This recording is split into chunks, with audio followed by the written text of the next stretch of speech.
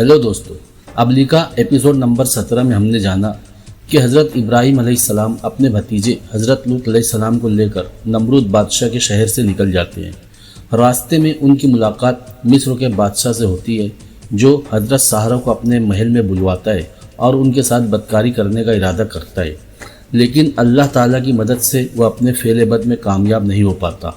और दूसरी तरफ शैतान अबलिका को अपने पीछे लगा के भागता है और याफान की बदरूहे यूनाफ के ससुर दसारत और यूनाफ की बीवी का काम तमाम कर देते हैं। इसी तरह जब यह खबर यूनाफ को पहुंचती है तो यूनाफ उससे बदला लेने के लिए जाता है, लेकिन शैतान अपने दोस्तों के पास आता है और कहता है कि मैंने अबलिका और यूनाफ को अपने जादुई अमल से एक जगह कैद कर दिया है। अब उसने उन दोनों को किस तरह कैद किया है, यही हम जानेंगे इस एपिसोड में। तो बने रहिए कहानी के साथ आखिर तक। और अगर आपने अभी तक चैनल को सब्सक्राइब नहीं किया है तो चैनल को सब्सक्राइब कर ले, बेल के निशान को दबाकर ऑल पर सेट कर ले, ताकि आइंदा आने वाले एपिसोड आप तक बर वक्त पहुँच सके। चलते हैं कहानी की तरफ। अबलिका एपिसोड नंबर 18, तारीख के पन्नों से समेटी हुई 1000 बरसों की दास्तान। उस वहशी कौम के तहखानों पर मबनी जंदान की तरफ जाते हुए शैतान ने आरिब, याफान, बेउसा और नबीता को मुखातब करते हुए कहा, ऐ मेरे अजीज़ों, अब मैं तुम लोगों को उन तहखानों की तरफ ले जा रहा हूँ जिनके अंदर मैंने यूनाफ को बेबस करके जंजीरों में बांध कर रखा हुआ है। अब वो एक आम इंसान है और बेज़रर है, ताहम उसकी तबई कुव्वतें और ताकतें उसमें ज़रूर है। इस मौके पर आरिब ने शैतान को मुखातब करते हुए कहा, ऐ आका, आपने अभी तक अबलिका और यूनाफ को अपनी गिरफ्त में करने की तफसील तो बताई ही नहीं।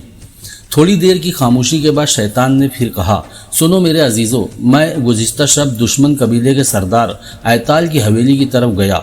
उस वक्त तो रात आधी के करीब जा चुकी थी।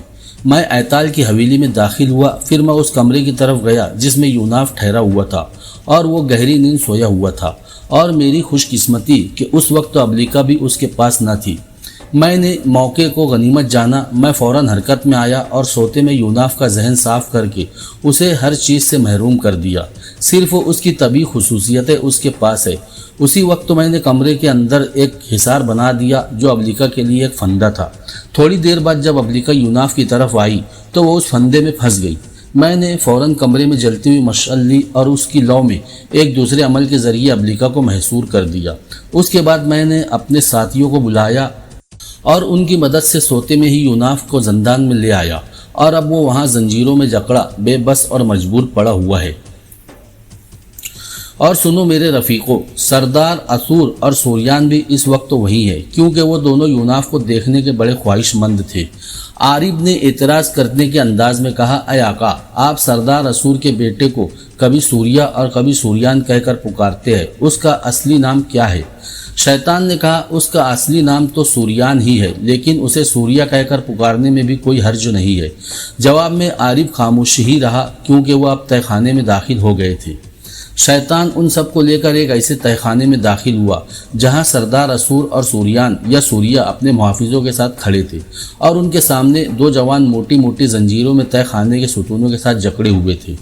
उन दोनों में से एक यूनाफ था। वो सब असूर और सूरिया के पास जा खड़े हुए। शैतान ने कहा, मेरे अजीज़ों, देखो यूनाफ इस वक्त तो कैसी इबरत खेज हालत में है। ये वही यूनाफ है जो कभी अनगिनत फ़ौकुल बशरी क़ुव्वतों का मालिक था और तुम सब के लिए नाकाबिल तस्खीर बना हुआ था। और ये जवान जो इन जंजीरों में जकड़ा हुआ है, इसका नाम ओसीला है। ये सरदार असूर के कबीले का सबसे ताकतवर जवान है। इसने एक बार चूँकि सरदार असूर के खिलाफ बगावत की थी, लिहाजा उसे इन तहखानों का असीर बना दिया गया है। मेरा और असूर का इरादा है कि यूनाफ और वसीला को आपस में लड़ाकर तमाशा देखा जाए। ये मुकाबला यकीनन तुम सब के लिए भी दिलचस्पी का बाइस होगा। याफान ने मुतमईन और मुस्कुराती हुई आवाज़ में कहा, यकीनन ये मुकाबला दिलचस्पी से खाली ना होगा।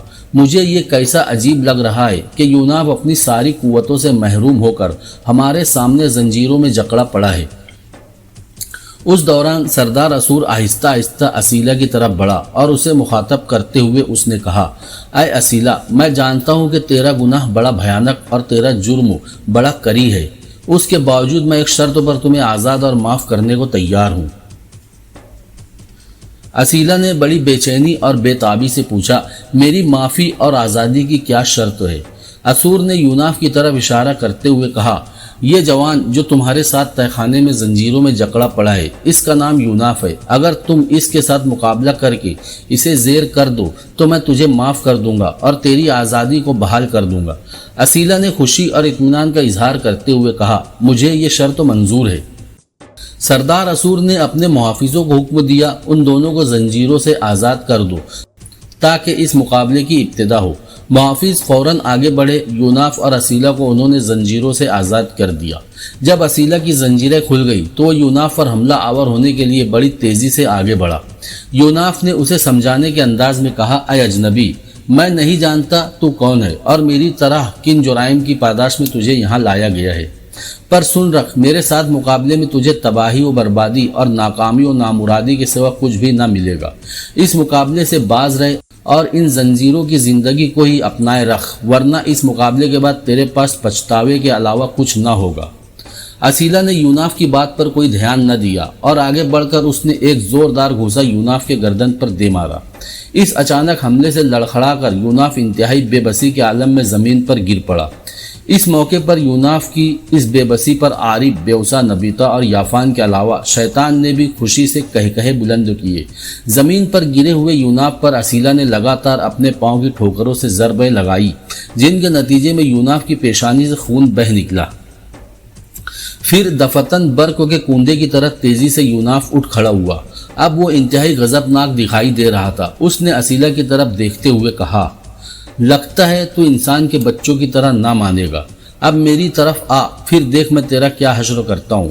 اسیلہ نے پھر آگے بڑھ کر یوناف پر ضرب لگانی چاہی تو اس نے اسیلہ کا ہاتھ پکڑ لیا اور للکارتی ہوئی نگاہوں سے اس کی طرف دیکھتے ہوئے کہا، اگر تجھ میں ہمت ہے تو اپنے اس ہاتھ کو ذرا مجھ سے چھڑا کر دیکھ۔ اسیلہ نے انتہائی کوشش کی کہ وہ یوناف سے اپنا ہاتھ چھڑا لے، لیکن کامیاب نہ ہو سکا۔ اس کے ساتھ ہی یوناف نے 2 زوردار مکے اس کے پیٹ میں دے مارے۔ اسیلہ درد کی شدت سے بری طرح کرا اٹھا اور دورہ ہو کر رہ گیا۔ یوناف نے اسے فوراً اپنے دونوں ہاتھوں پر اٹھایا اور اسے فرش پر پٹک دیا۔ فرش پر گر کر اسیلہ اور زیادہ کراہنے لگا۔ جب اس نے دیکھا کہ یوناف انتہائی قہرمانیت کے ساتھ پھر اس کی طرف آ رہا ہے تو اس نے اپنے دونوں ہاتھ جوڑ کر منت کے انداز میں کہا، مجھے معاف کر دو، مجھ سے خطا ہوئی جو میں تمہارے مقابلہ کرنے پر رضامند ہو گیا۔ یہ سن کر یوناف آگے بڑھتے بڑھتے رک گیا۔ عین اس وقت تو شیطان نے عارب کو مخاطب کر کے کہا، اے عارب، کیا تم یوناف سے اپنے انتقام کی ابتدا اس تہ خانے سے نہ کرو گے؟ آگے بڑھ کر اس سے ٹکرا جاؤ، پہلے اپنی طبیعی حالت میں اس سے مقابلہ کرو۔ اگر تم غالب رہو تو بہتر، ورنہ اگر تم یہ دیکھو کہ یوناف کو تم زیر نہیں کر سکتے تو پھر اپنی سری قوتوں کو عمل میں لاؤ اور یوناف کا حلیہ بگاڑ دو۔ عارب فوراً آگے بڑھا اور یوناف کی پشت پر آ کر اس نے ایک زوردار گھوسا اس کی گردن پر دے مارا۔ اس حملے کے لیے یوناف تیار نہ تھا، لہٰذا وہ اپنا توازن کھو بیٹھا اور تہ خانے کے فرش پر گر گیا، مگر فوراً ہی اپنے آپ کو سنبھالتے ہوئے جب اس نے اٹھ کر عارب کی طرف دیکھا تو اس کی حالت بدل گئی۔ اس کی کیفیت ایسی ہو گئی جیسے اس نے کوئی تلخ مشروب پی لیا ہو۔ اس کے چہرے پر قہر کی بارش ہونے لگی، سینے سے چنگاریاں پھوٹنے لگی اور آنکھیں آگ برسانے لگی۔ پھر اس نے عارب کو مخاطب کر کے کھولتے ہوئے لہجے میں کہا، اے عارب، کیا تو بھی مجھ سے ٹکرانے لگا ہے؟ کیا میں نے اس سے قبل تجھے ایک بار کوہستان نور کے اندر اور دوسری بار جبل قاسیون کے اوپر شکست سے دوچار نہ کیا تھا؟ پر اس میں تیرا کیا قصور؟ تو حضرت آدم علیہ السلام کے جس بیٹے کی نسل سے ہے وہ بھی ایسا ہی تھا، ورنہ وہ اپنے بھائی حابیل کو کیوں قتل کرتا؟ پھر یوناف آہستہ آہستہ عارب کی طرف بڑھا۔ شیطان، بیوسا، نبیتا اور یافان بڑے انہماک اور دلچسپی سے ان دونوں کی طرف دیکھ رہے تھے۔ قریب آ کر یوناف نے عارب پر ایسی ضرب لگائی کہ وہ اچھل کر دور جا گرا۔ پھر یوناف اس پر پل پڑا، اس نے اسے دم نہ لینے دیا۔ عارب نے سنبھلنے کی کوشش بہت کی لیکن کامیاب نہ ہو سکا، کیونکہ یوناف نے اس پر لاتوں اور گھوسوں کی بارش کر دی تھی۔ عارب کی حالت ایسی ہو رہی تھی جیسے کوئی نادان اور کمسن بچہ اپنے غضبناک باپ کے ہاتھوں پٹ رہا ہو۔ شیطان، یافان، بیوسا اور نبیتا اب پریشان اور فکر مند دکھائی دے رہے تھے۔ عارب کے جسم میں کئی جگہ سے خون بہہ نکلا تھا اور اس کا جسم یوناف کی مار سے پھٹنے لگا تھا۔ اچانک وہ اپنی سری قوتوں کو حرکت میں لایا اور یوناف کے نیچے سے لیٹے لیٹے اس نے ایسا حربہ استعمال کیا کہ یوناف بری طرح فضا میں اچھل کر تہ خانے کے سنگی ستون سے جا ٹکرایا۔ اس کے بعد جو عارب نے یوناف کو مارنا شروع کیا تو بس الامان، اپنی سری قوتوں سے مار مار کر یوناف کو اس نے ادموا کر دیا۔ پھر یوناف کے سر کے بال پکڑ کر اور اس کے منہ پر ایک زوردار تماچا مارتے ہوئے عارب نے پوچھا، کیا تم میرے ہاتھوں اپنی شکست تسلیم کرتے ہو؟ یوناف نے مردہ سی آواز میں کہا، ہاں میں اپنی شکست تسلیم کرتا ہوں۔ تب عارف نے یوناف کو چھوڑ دیا۔ ابلیکا نے احتیاط کے طور پر اس کے گلے میں جو چمڑے کا ٹکڑا ڈالا تھا جس پر وہ تحریر کندہ تھی، جسے پڑھ کر یوناف اپنی ساری کھوئی ہوئی قوتیں حاصل کر سکتا تھا، یوناف اس سے کام لینا بھی بھول چکا تھا، کیونکہ شیطان نے اس پر ایسا عمل کیا تھا جس کی وجہ سے وہ اپنی ساری سری اور لاہوتی قوتیں بھول چکا تھا جو ابلیکا سے وابستہ تھی۔ اس موقع پر سردار اسور نے گرج کر اپنے محافظوں سے کہا، ان دونوں کو جکڑ کر سونے کی کانوں میں کام کرنے کے لیے لے جاؤ۔ چاروں محافظوں نے یوناف اور اسیلہ کو زنجیروں میں جکڑا، پھر انہیں باہر لے گئے۔ شیطان، عارف، بیوسا، نبیتا اور یافان بھی سردار اسور اور اس کے بیٹے سوریا کے ساتھ تہ خانوں سے نکل کر بستی کی طرف چل پڑے۔ حضرت ابراہیم علیہ السلام نے اپنا قیام ارض فلسطین میں ہی رکھا ہوا تھا۔ یہاں آپ نے کتورہ نام کی ایک اور عورت سے بھی شادی کر لی، جس کے بطن سے آپ کے بیٹے زمران، یکشان، مدان، مدہن، اشبق اور شوق پیدا ہوئے۔ جن دنوں حضرت ابراہیم علیہ السلام کے ہاجرہ میں سے بڑے فرزند حضرت اسماعیل ابھی شیر خوار ہی تھے، تو خدائے واحد نے آپ کو وحی کی، ہم تمہیں کعبۃ اللہ کی دوبارہ تعمیر کے عظیم الشان کام پر مامور کرتے ہیں۔ ہم تمہیں اس جگہ کی نشاندہی کر دیں گے جہاں کعبہ کی تعمیر ہونا ہوگی، تاکہ اس تعمیر ہونے والے گھر کو پاک صاف کر کے آپ طواف اور نماز سے آباد کریں، لیکن اس گھر کی تعمیر سے پہلے اپنے چہیتے لخت جگر اسماعیل اور اپنی رفیقہ حیات ہاجرہ کو اس سنسان اور بیاباں جگہ چھوڑ آؤ جہاں کعبہ کی تعمیر ہونی ہے، تاکہ تمہارے اس بیٹے کی وجہ سے یہ زمین آباد ہو جائے۔ خداوند قدوس کے اس حکم کی تعمیل کے لیے جبرائیل براق لے کر ابراہیم علیہ السلام کی خدمت میں حاضر ہوئے، تاکہ تعمیل ارشاد ربانی میں تاخیر نہ ہو۔ حضرت ابراہیم علیہ السلام نے اپنی بیوی ہاجرہ اور اپنے بیٹے اسماعیل کو ساتھ لیا اور اس براق پر ارض حجاج کی طرف روانہ ہوئے۔ دوران سفر جب آپ کا گزر کسی بستی کے اوپر سے ہوتا تو آپ جبرائیل علیہ السلام سے پوچھتے، کیا یہی ہمارا مقصود سفر ہے؟ اس کے جواب میں جبرائیل فرماتے، نہیں، ابھی آپ کا سفر جاری ہے۔ آخر کار آپ ایک ایسی سرزمین میں داخل ہوئے جس کی زینت صرف خاردار جھاڑیاں اور ببول کے درخت تھے۔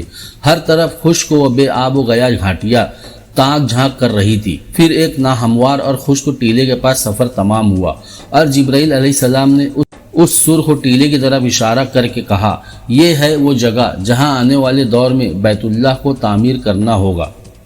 چنانچہ جبرائیل علیہ السلام آپ کو وہاں چھوڑ کر چلے گئے۔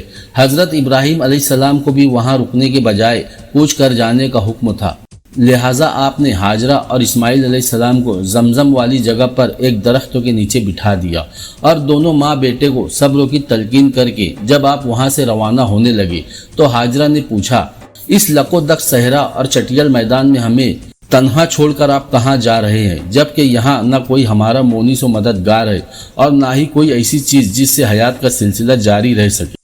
حضرت ابراہیم علیہ السلام نے اس بات کا کوئی جواب نہ دیا اور وہاں سے روانہ ہو گئے۔ ہاجرہ آپ کے پیچھے بھاگی اور آپ کا دامن تھام کر پوچھا، کیا یہ مسیت ایزدی ہے اور کیا خداوند مہربان نے آپ کو ہمیں یہاں چھوڑ کر چلے جانے کا حکم دیا ہے؟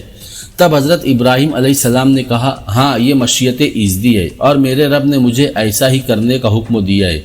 یہ سن کر ہاجرہ نے طمانیت اور سکون سے کہا، اگر یہ اس کا حکم ہے جو ہم سب کا رب ہے تو پھر آپ بے شک تشریف لے جائیے۔ اب میں فکر مند نہیں ہوں کہ ہمارا اللہ ہمیں ضائع نہ کرے گا، اپنے رب پر ہمیں کامل بھروسہ ہے۔ پھر ہاجرہ واپس لوٹی اور اسماعیل علیہ السلام کو گود میں لے کر اس سنسان صحرا اور سنگستان میں بے یار و مددگار بیٹھ گئی۔ حضرت ابراہیم علیہ السلام رخصت ہو کر جب سینا نامی ٹیلے کے پاس پہنچے तो आपको यकीन हो गया कि हाजरा अब उनका पीछा नहीं कर रही है। आप उस टीले के पास बैठ गए और मुड़कर देखा, अब उन्हें वो जगह दिखाई न दे रही थी जहां आप अलैहिस्सलाम ने अपने रब के हुक्म से अपनी बीवी और बेटे को छोड़ा था।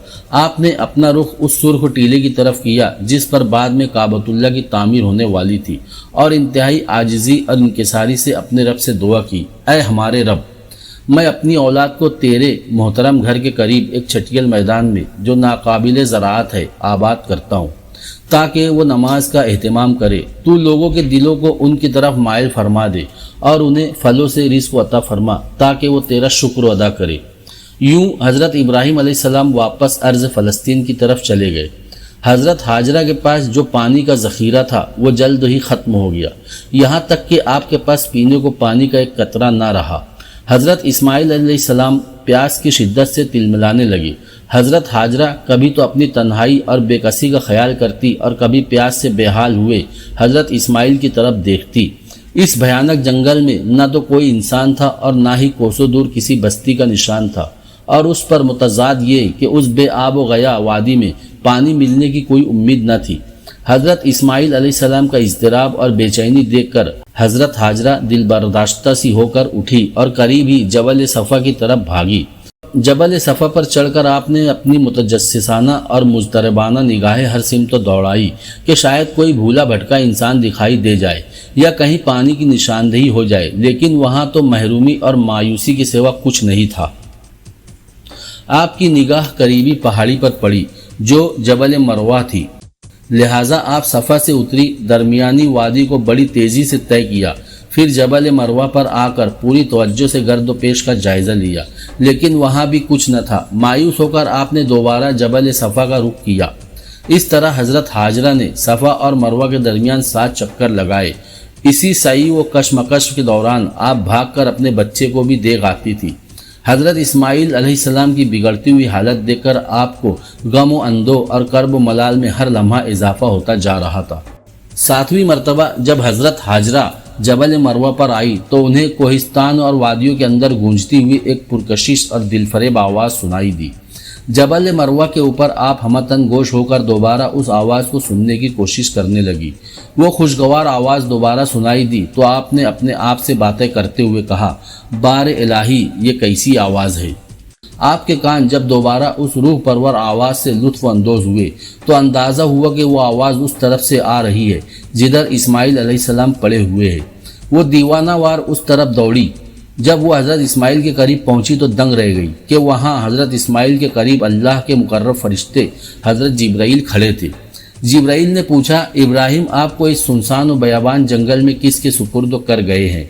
हज़रत हाजरा ने बड़ी मतानत से जवाब दिया, अल्लाह के सुपुर्द। जिब्राइल ने कहा, फिर तो वो काफ़ी व शाफ़ी है। तब हज़रत हाजरा ने पूछा, क्या मेरी दाद रसी भी होगी? जवाब में हज़रत जिब्राइल ने अपनी एड़ी ज़मीन पर रगड़ी और खुदाए बुजुर्ग बरतर ने वहाँ पानी का चश्मा जारी कर दिया। जिब्राइल वहाँ से रूपोश हो गए। हज़रत हाजरा ने अपना मशकीज़ा पानी से भर लिया तो ख्याल गुजरा कि यह पानी इधर उधर ज़ाय ना हो जाए, इसलिए उसके गिर्द मिट्टी की बाड़ बांध दी और साथ ही अपनी ज़बान से फरमाया, ज़म ज़म, यानी रुक जा रुक जा। इस तरह अल्लाह ताला ने चश्मा जारी फरमाकर हज़रत हाजरा और हज़रत इस्माइल के वहाँ रहने के लिए एक सबब बना दिया और दोनों माँ बेटा वहाँ सुनसान बयाबान के अंदर ज़िंदगी बसर करने लगे। ताहम हज़रत इब्राहिम उनसे मिलने हर साल आते रहे।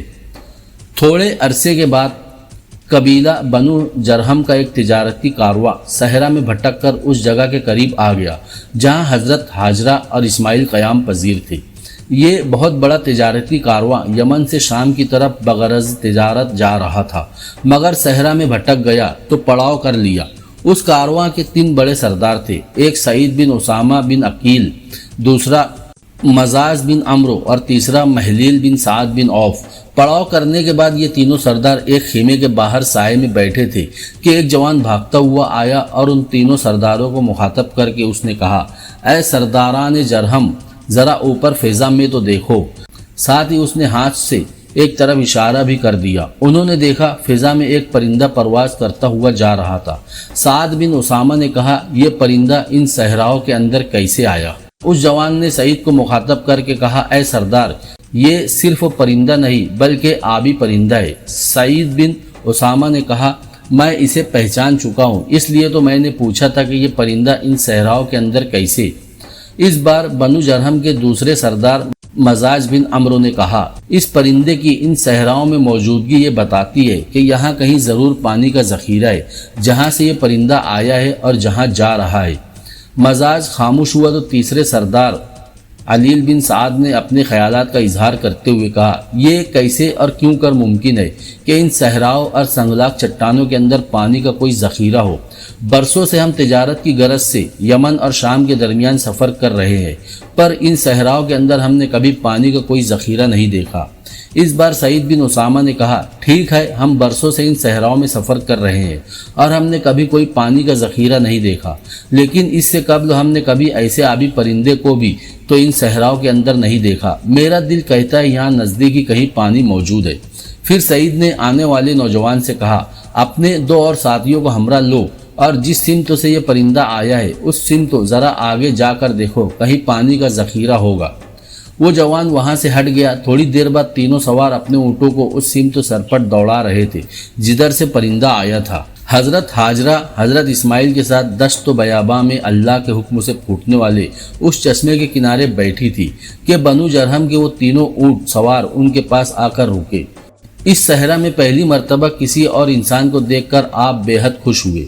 ان تینوں میں سے ایک سوار نے پوچھا، اے خاتون، تم اور تمہارا بیٹا کہاں سے آئے ہو اور اس چشمے کا راز کیا ہے، جبکہ یہاں پہلے کوئی چشمہ نہ تھا؟ ہمارا تعلق یمن کے قبیلہ بنو جرہم سے ہے۔ یمن سے شام کی طرف جاتے ہوئے ہمارا تجارتی کارواں صحرا کے اندر بھٹک گیا۔ اس دوران ہمیں فضا میں ایک آبی پرندہ اڑتا دکھائی دیا جو اس طرف سے آیا تھا، لہٰذا ہمیں شک ہوا کہ ادھر پانی کا ذخیرہ ہے۔ ہمارے سردار نے ہمیں اس طرف روانہ کر دیا اور اب اس چشمے اور اس کے ارد گرد جمع ہو جانے والے پانی کو دیکھ کر ہمارے اندازے درست ثابت ہو گئے ہیں۔ جواب میں حضرت ہاجرہ نے اپنے پورے حالات حضرت ابراہیم کے وہاں سے دشت میں چھوڑنے اور چشمہ جاری ہونے تک تفصیل سے کہہ دیے۔ یہ سب سن کر وہ تینوں سوار وہاں سے چلے گئے۔ بنو جرہم کے تینوں سردار وہیں خیمے کے سائے میں بیٹھے تھے کہ وہ تینوں سوار ان کے پاس آئے اور ان میں سے ایک نے خوشی سے چلا کر کہا، اے سرداران جرہم، ہم ایک معجزہ، ایک خرق عادت، ایک فوق البشری واقعہ دیکھ کر آ رہے ہیں۔ ان صحراؤں کے اندر پانی کا ایک چشمہ جاری ہے جس کی وجہ سے دشتوں کے اندر پانی کا ایک ذخیرہ جمع ہو گیا ہے، اور اس چشمے کے کنارے ایک خاتون اور اس کا بیٹا رہ رہے ہیں۔ عورت کا نام ہاجرہ اور اس کے بیٹے کا نام اسماعیل ہے۔ اس کے بعد اس نے حضرت ہاجرہ اور اسماعیل کے پورے حالات اپنے سرداروں کو سنا ڈالے۔ جب وہ سوار خاموش ہوا تو مزاج بن عمرو نے کہا، یہ سوار تو بہت اچھی خبر لائے ہیں۔ اگر یہاں پانی وافر ہے تو پھر ان صحراؤں کے اندر آباد ہو کر ہم اپنے لیے خوب غلہ اور اناج پیدا کر سکتے ہیں اور اس تجارت سے زیادہ کچھ کما سکتے ہیں۔ یہ زمین برسوں سے پانی کی منتظر ہے، اسے کسی نے جوتا ہی نہیں، اور جب ہم اسے جوت کر پانی دیں گے تو یہ ہمارے لیے بے شمار غلہ اور پھل پیدا کرے گی۔ محلیل بن سعد نے بھی بولتے ہوئے کہا، مزاج ٹھیک کہتا ہے، اس زمین کو جوت کر ہم اپنی ضرورت سے کہیں زیادہ پھل اور غلہ پیدا کر سکتے ہیں۔ بنو جرہم کا اول سردار سعید بن اسامہ اٹھ کھڑا ہوا اور اپنا ہاتھ بلند کر کے اس نے چلا کر کہا، اے بنو جرہم، اٹھ کھڑے ہو، اس چشمے کی طرف کوچ کرو اور وہاں اپنی خوشحالی کا سامان پیدا کرو۔ پانی کے ذخیرے اور چشمے کی خوشخبری سن کر آن کی آن میں بنو جرہم کے ایک خیمے سے آخری خیمے تک خوشی کی لہر دوڑ گئی۔ پھر سعید بن اسامہ کے حکم پر بنو جرہم وہاں سے کوچ کر کے چشمے کی طرف روانہ ہو گئے۔ جس وقت بنو جرہم وہاں پہنچے تو سب سے پہلے وہ پانی کے ذخیرے کے پاس خیمہ زن ہوئے۔ پھر تینوں سردار حضرت ہاجرہ کے پاس آئے اور سعید بن اسامہ نے حضرت ہاجرہ کو مخاطب کر کے پوچھا، اگر آپ اجازت دیں تو ہم یہاں مستقل طور پر قیام کر لیں، اس طرح آپ کے پاس رونق بھی رہے گی اور ہم اس پانی سے فائدہ اٹھا کر یہاں غلہ اور پھل پیدا کریں گے اور اس علاقے کو آباد کریں گے۔ حضرت ہاجرہ نے کہا، مجھے خوشی ہوگی اگر تم لوگ یہاں آباد ہو، لیکن اس شرطوں کے ساتھ کہ پانی کے مالکانہ حقوق میرے پاس رہیں گے۔ بنو جرہم کے ان سرداروں نے شرط منظور کر لی اور وہاں آباد ہو گئے۔ آریوں کے 2 بڑے سردار کاواش اور سامبر نے ہندوستان کے قدیم باسی دراوڑوں کے خلاف جو لائحہ عمل تیار کیا تھا اسے انہوں نے عملی صورت دینے کے لیے کام شروع کر دیا۔ سامبر نے اپنے جوانوں کے 2 گروہ تیار کیے۔ ایک گروہ اس نے ہڑپا کی طرف روانہ کیا जिस ने हड़प्पा शहर की सबसे मुकद्दस और मोहतरम देवी वशिष्ठा का बुत तोड़ दिया और उस टूटे बुत के मंदिर में दीवार पर उन्होंने कोयले से नुमाया करके लिख दिया कि यह काम उन्होंने भारत शहर के बड़े पुजारी भरेक के ईमा पर और उसकी खुशनुदी के लिए किया है।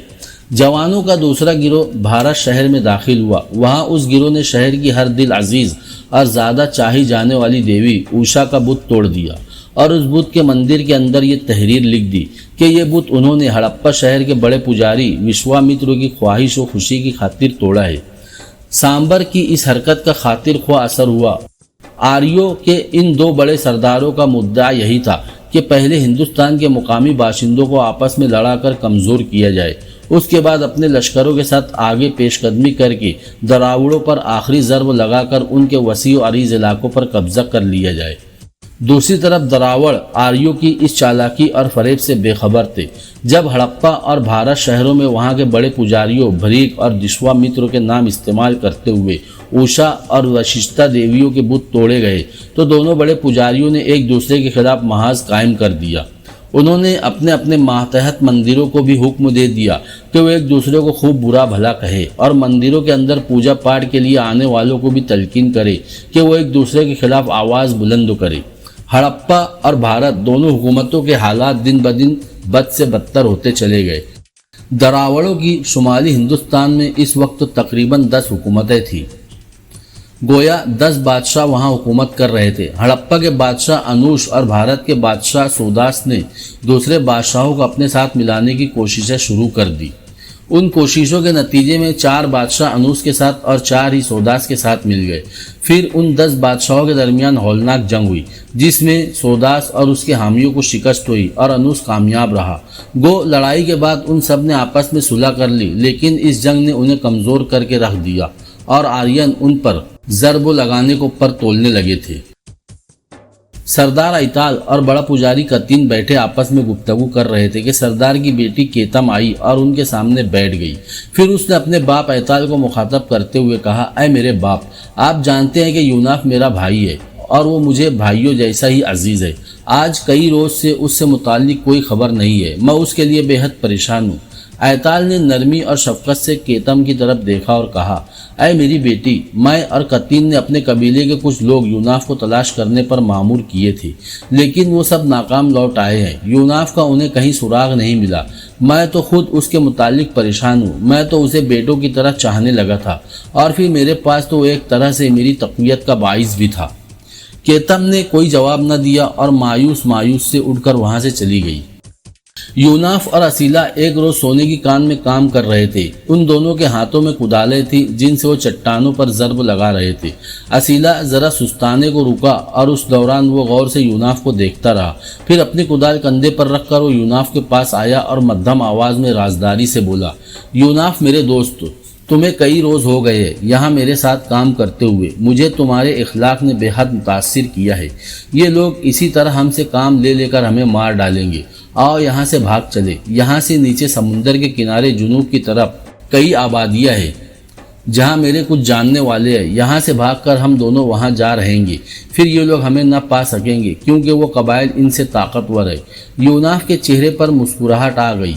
मैं तुमसे मुकम्मल इत्तेफाक करता हूँ, आओ यहाँ से भाग चले। उसने गौर से असीला की तरफ देखते हुए कहा। असीला ने अपनी कुदाल फेंक दी और सोने की गार के दहाने की तरफ चल पड़ा। यूनाफ ने उसे तंबीह करते हुए कहा, असीला, ये क्या हिमाकत कर रहे हो? अपनी कुदाल अपने पास रखो, ये तुम्हें हथियार का काम देगी। असीला मुड़ा और अपनी कुदाल फिर उठा ली। दोनों कान के दहाने की तरफ बढ़े। वहां खड़े 2 मुहाफिजों ने उन्हें रोका, लेकिन यूनाफ और असीला ने उनके सरों पर कुदालें दे मारी और वो बेहोश हो गए। तब वो दोनों वहां से भाग निकलने में कामयाब हो गए।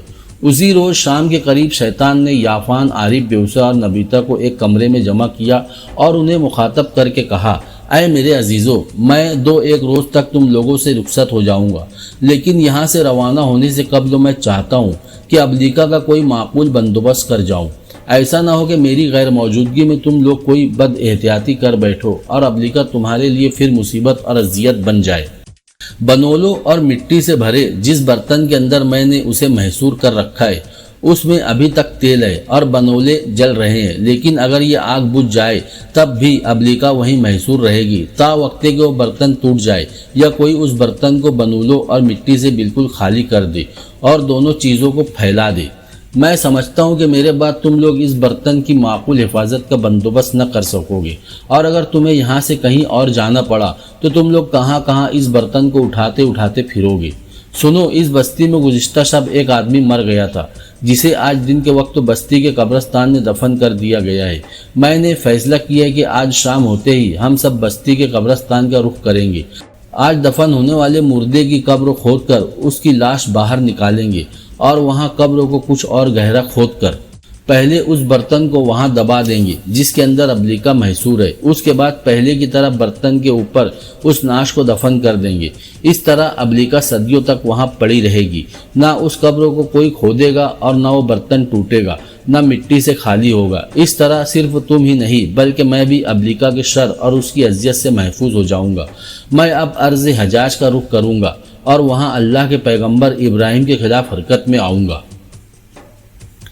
عارب، یافان، نبیتا اور بیوسا نے اس معاملے میں شیطان کی تائید کی، لہٰذا جب شام ہوئی تو انہوں نے قبر کھود کر وہ برتن جس میں ابلیکا محصور تھی وہاں دبا دیا اور ناش کو پہلے کی طرح دفنا کر جب وہ قبرستان سے تھوڑی ہی دور گئے کہ بستی کا ایک جوان بھاگتا ہوا وہاں آیا اور اس نے عارب سے کہا، مجھے آپ کو یہ اطلاع دینے کے لیے بھیجا گیا ہے کہ یوناف اور اسیلا آج شام سے تھوڑی دیر پہلے غار سے بھاگ گئے ہیں۔ عارب نے کہا، تم جاؤ، میں ان دونوں کا بندوبست کرتا ہوں۔ سب کے ساتھ عارب واپس آیا، وہاں سے اس نے اپنا چمڑے کا کوڑا لیا اور پھر وہاں سے غائب ہو گیا۔ رات کے وقت تو سمندر کے کنارے جب یوناف اور اسیلا جنوب کی طرف بھاگے جا رہے تھے تو چاندنی رات میں ایک چٹان کے قریب اچانک رک گئے۔ انہوں نے دیکھا اس چٹان کے اوپر عارب کھڑا تھا۔ ان دونوں کو دیکھتے ہی وہ کسی پرندے کی طرح لمبی لمبی زکندیں بھرتا ہوا ان دونوں کے سامنے آ کھڑا ہوا۔ پھر اس نے ان دونوں کو مخاطب کر کے انتہائی غضبناک اور زہریلے لہجے میں کہا، یہ تمہاری غلط فہمی ہے کہ تم دونوں یہاں سے بھاگ جاؤ گے۔ تم دونوں پر ہماری کڑی نگاہ ہے اور تم دونوں کے لیے یہاں سے بھاگ نکلنا ممکن نہیں ہے۔ پھر اس نے اپنے چمڑے کے کوڑے سے ان دونوں کو مارنا شروع کر دیا۔ وہ انہیں اپنے آگے آگے بھگاتا ہوا انہی تہہ خانوں کے اندر لے آیا جہاں دن کو وہ سونے کی کان میں کام کرنے کے بعد رات کو آرام کرتے تھے۔ اس نے ان دونوں کو مار مار کر ادموا کر دیا اور پھر زنجیروں میں جکڑ دیا۔ اب ان دونوں پر پہلے سے بھی زیادہ سختی اور نگرانی کی جانے لگی اور دوسرے قیدیوں کی نسبت ان دونوں سے سونے کی کان میں زیادہ مشقت لی جانے لگی۔ حضرت لوط علیہ السلام کو جس قوم کی طرف مبعوث کیا گیا تھا، دنیا کی کوئی برائی ایسی نہ تھی جو ان میں موجود نہ تھی اور کوئی خوبی ایسی نہ تھی جو ان میں پائی جاتی ہو۔ لوط علیہ السلام نے اپنی قوم کو راہ راستوں پر لانے اور ان برائیوں سے دور رکھنے کی ہر ممکن کوشش کی، پر قوم نے ان کی ایک نہ مانی اور اسی طرح بدی کے مرتکب ہوتے رہے۔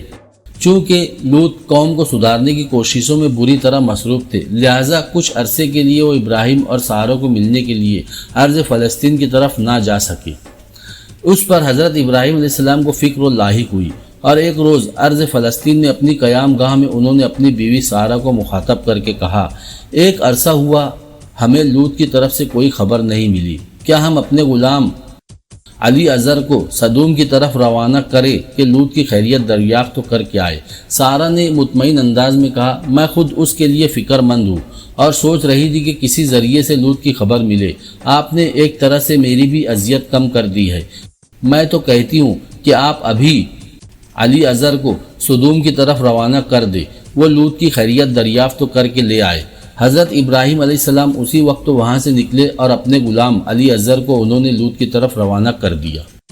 علی ازر اپنے گھوڑے کو بڑی تیزی سے دوڑاتا ہوا ایرون کی وادی کی طرف جا رہا تھا کہ ایک جگہ وہ رک گیا۔ اس نے دیکھا اس کے بائیں طرف قریب ہی چھوٹا سا ایک تجارتی قافلہ پڑاؤ کیے ہوئے تھا۔ علی ازر ان کی طرف گیا اور انہیں مخاطب کر کے اس نے پوچھا، اے قافلے والو، میں نے سدوم شہر کی طرف جانا ہے، کیا تم لوگ میری رہنمائی کر سکو گے؟ کارواں کی ایک ڈھلتی عمر کے ایک آدمی نے کہا، یہ میرا تجارتی قافلہ ہے، ہم لوگ اموری عرب ہیں، ہم لوگ کھانا کھانے لگے ہیں، آؤ پہلے ہمارے ساتھ کھانے میں شریک ہو، اس کے بعد ہم سدوم شہر کی طرف تمہاری رہنمائی کریں گے۔ علی ازر نے ان کی پیشکش کو قبول کر لیا اور اپنے گھوڑے سے اتر کر ان کے ساتھ کھانے میں شریک ہو گیا۔